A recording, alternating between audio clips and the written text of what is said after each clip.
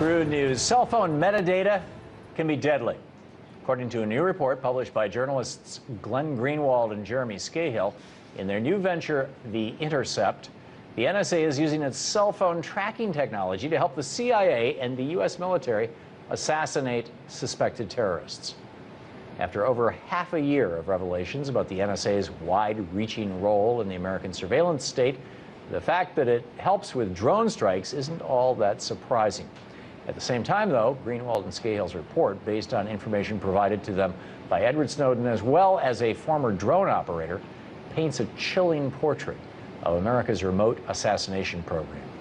Using metadata to map out strikes on terrorism suspects, it appears, is actually really inaccurate.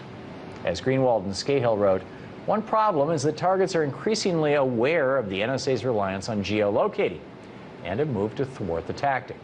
Others, unaware that their mobile phone is being targeted, lend their phone with the SIM card in it to friends, children, spouses, and family members. As a result, even when the agency correctly identifies and targets a SIM card belonging to a terror suspect, the phone may actually be carried by someone else who is then killed in a strike. Joining me now for more on this story is Nathan White, Communications Director with Demand Progress. Nathan, welcome back. Well, thank you very much for having me, Tom. Appreciate it. Great to have you. What's the big takeaway from this new NSA revelation? Well, it's a bit shocking for everyone around the world who's concerned about using drones to kill people. We're delivering death without judge or jury from 4 miles in the air. That's a great concern.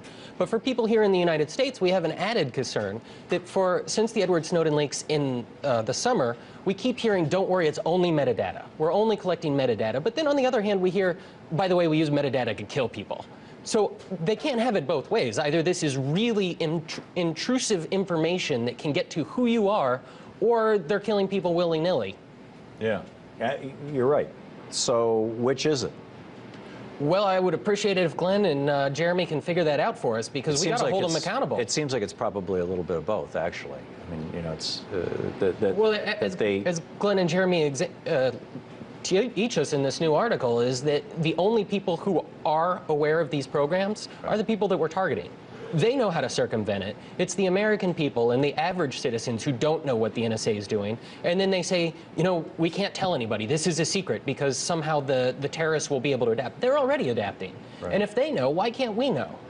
There's apparently another American citizen that the president is trying to decide whether or not to assassinate without a trial and without a conviction. You know, this happened last year.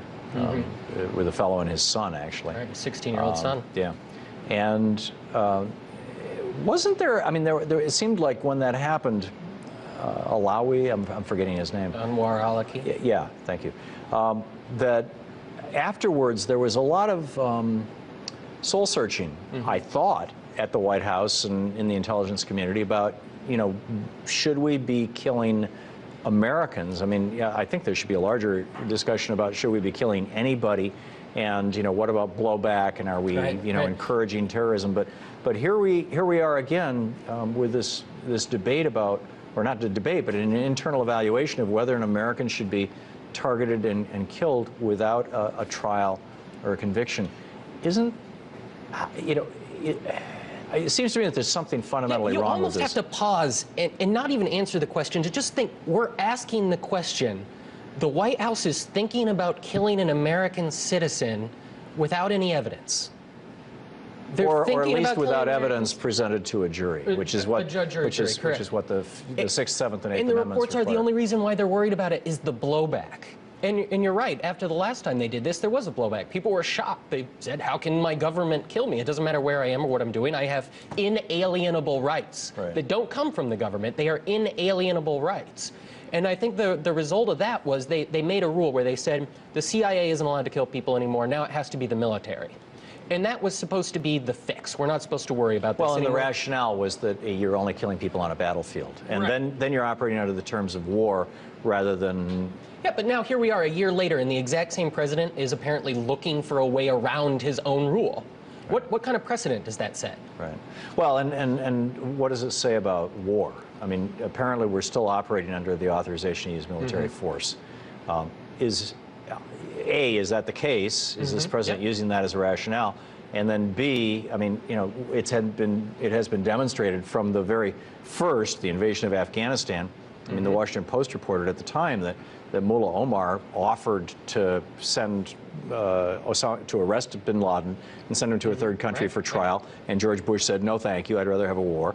And then, you know, the war in Iraq was just totally bogus. So isn't it time to seriously consider undoing the authorization to use force? I mean, I know it's used all the time, but it's Orwellian. The authorization for military force coins the phrase undeclared battlefield, and it describes the entire world. It's unclear whether or not that even means the United States. The entire world has become a battlefield where we can rain down death from anywhere we want. Amazing. So tell me about the day of action that's coming up tomorrow. So we're working on the Day We Fight Back. The website's thedaywefightback.org. We're trying to use the power and ingenuity of the internet to rise millions, hundreds of thousands of people in order to drive action to reform the global surveillance state. We're asking people to go to the website and sign up. We've got banners that you can put on your website, and we've got some pretty big supporters. The Reform Government Surveillance Coalition has joined us, and several of their members might be directing. That includes the Google, Yahoo, and the AOL. We're also working with Reddit, Tumblr, Imgur, some of the biggest websites. We're also working with nonprofits from ACLU all the way to activists like FreedomWorks and the Libertarian Party. And tens of thousands of people have signed on. All of us are going to be out there tomorrow. We're first asking, call your member of parliament, call your member of Congress, wherever you're watching this, and say this isn't right. We've got to do something to reform that. In the United States, the legislation is the USA Freedom Act. Overseas, some of our overseas partners are pointing to different things. And then secondly, get creative. This is our internet. This is our world. Everybody has a stake in this. As Aaron Swartz famously said, we beat Sopa and Pippa because everyone made themselves the hero of their own story. There you go. Thedaywefightback.org. Correct. Yes. With the. Thank you. Thanks very much. Great job. Thanks.